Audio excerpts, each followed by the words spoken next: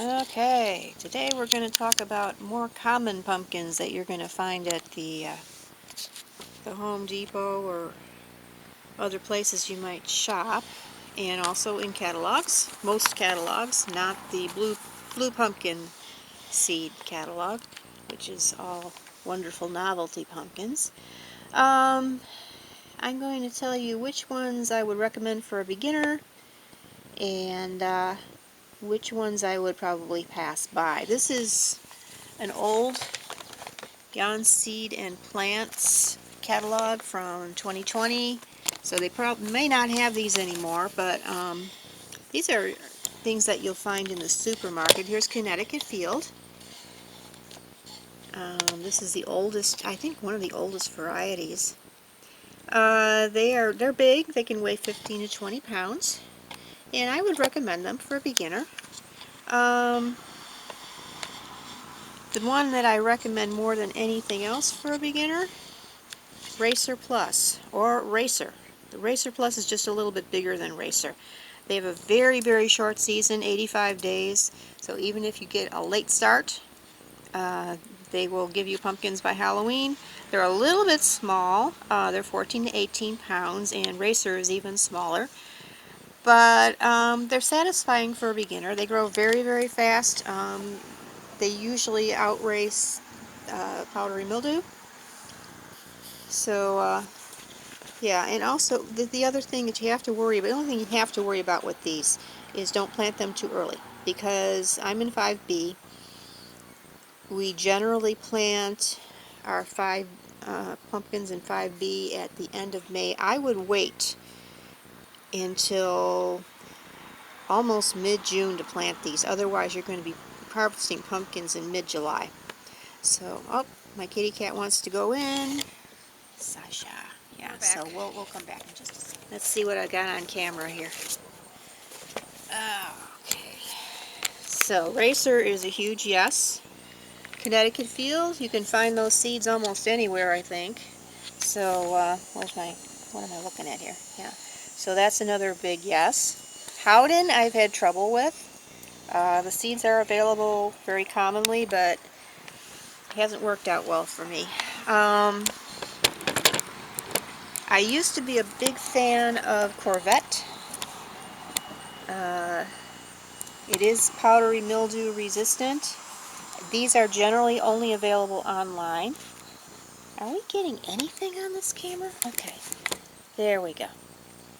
They are, I believe they're short vine. It doesn't say, oh, semi-bush. Yeah, it's a short vine. It's 12 to 15 pounds. Might be worth a try as you get a little more advanced. Cargo, huge favorite. You never find them in the stores. They're only online, but a lot of places have them. Short vine, and they're 20 to 25 pounds. They are pretty resistant to powdery mildew.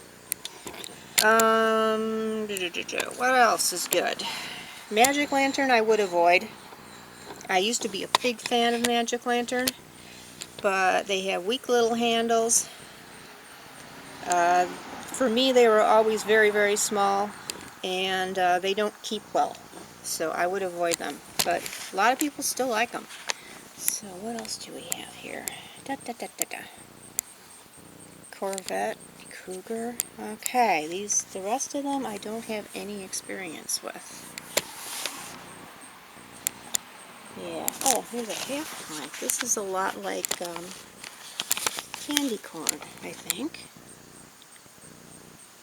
Half-pound fruits. They're a little bit smaller than candy corn. That's interesting. Okay. Alright, so that's this catalog from 2020. And now we're going to look at the granddaddy of all jack-o'-lantern catalogs, Johnny's. And this is from 2022, I think. No, it's 2020. I have old catalogs here. So some of these may not be available. There we go. Yellow, Yellow Renegade. Wolf I would avoid. I've had trouble with that. As I said, Howden is a problem. Champion, I think I grew once. I think that was okay. Da-da-da. Cargo, I think I discussed already. If I didn't, it's a good bet. Okay. The nice thing about the this catalog is that they have a little comparison chart, and they show you the average fruit per plant, because it does vary. Sometimes you only get one. Racer gives you 2 to 3, and it tells you the vine length, which for a lot of people that's a big consideration, because people think pumpkins always take up a lot of room, and they don't. Okay. Okay, giant pumpkins, avoid them all. If you're a beginner, they'll just ruin your life. They've got Dill's Atlantic Giant and Big Moose. So, yeah, the Dill's is apparently a record holder. Yeah, forget it.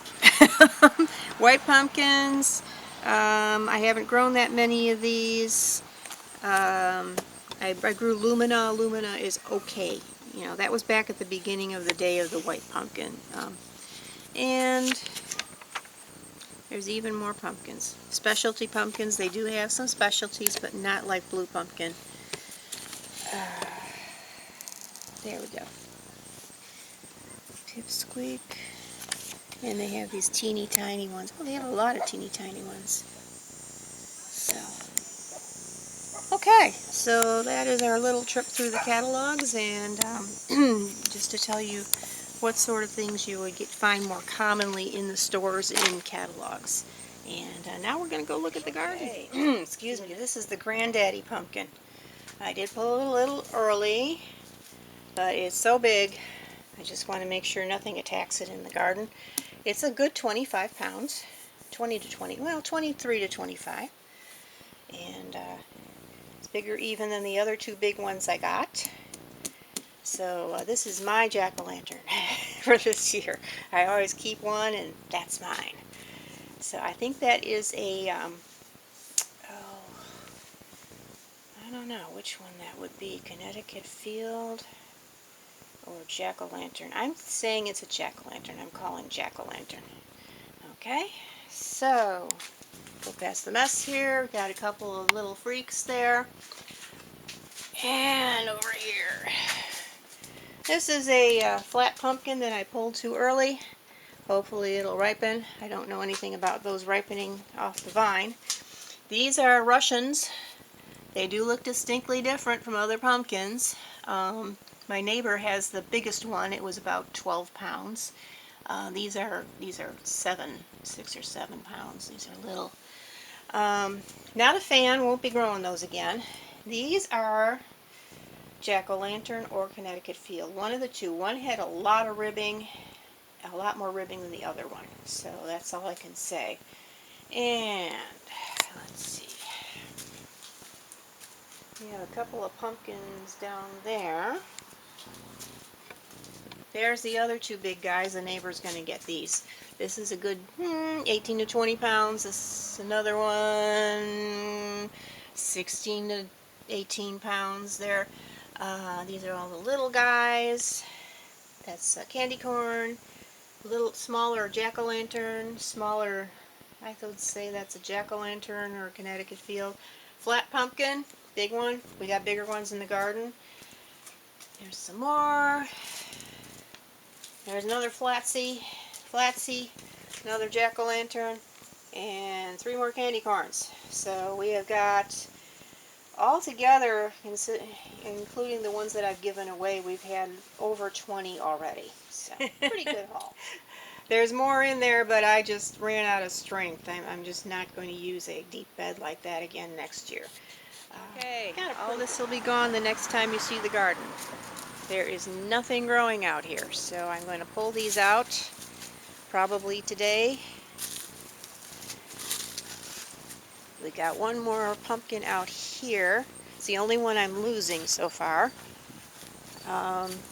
This is rotting, but I put it out here for squirrels to eat. They're starting to eat it already. And if I get brave enough, I'll go over to the forest preserve across the street and dump it in there for the deer to eat. I would say that's a Connecticut field. So there's some vines I pulled out. I'm going to let them melt down a little bit, and then I'm going to put them in a bag for the guys to haul away. I do not want them on the property because they're all diseased at this point in this season. There's a pumpkin that grew in midair. Not that big. Growing in midair tends to cut down on the size. Tomatoes. This is a harvest jack. I didn't think I was going to get any, but I think I'm getting 2. So that is it's little, and it's not very ribbed. I'm not a fan. I won't be growing these again. And here's another harvest jack. Right there. I found that one yesterday when I harvested the potatoes. It was hiding in here. And these are the asparagus for next year. And the other plant will be put in with the asparagus as soon as I wake up in April. has to be transplanted in the spring. Some more vines I pulled out.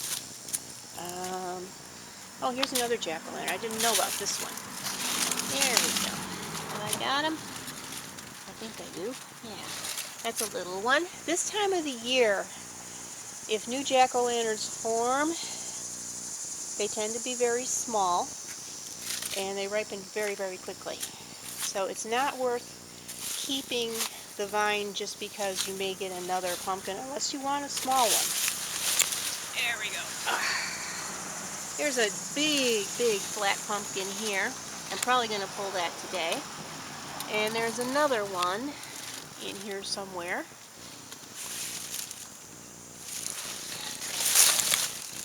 There we go.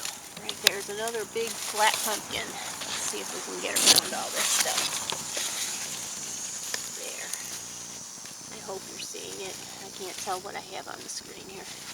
So, we'll do a lot of harvesting today, and try not to pull out the vines that still have pumpkins on them, even though the pumpkins aren't going to be that big. And do a lot of pulling out, because it is now fall. And last year the season dragged on until, gosh, who knows when. I think it was mid-October. I was still getting new pumpkins. And I finally had to pull a totally green jack-o'-lantern that was actually pretty big because the weather went from summer to midwinter in 1 week. It actually snowed on Halloween last year. But I've never had a season drag on that long. It was mid-October when all that happened. Usually our season in this area is over by mid-September. And sometimes it's over in August. So yeah, we had a good year this year. A lot of rain and a lot of big pumpkins. Good haul from the garden. I'll see you next week.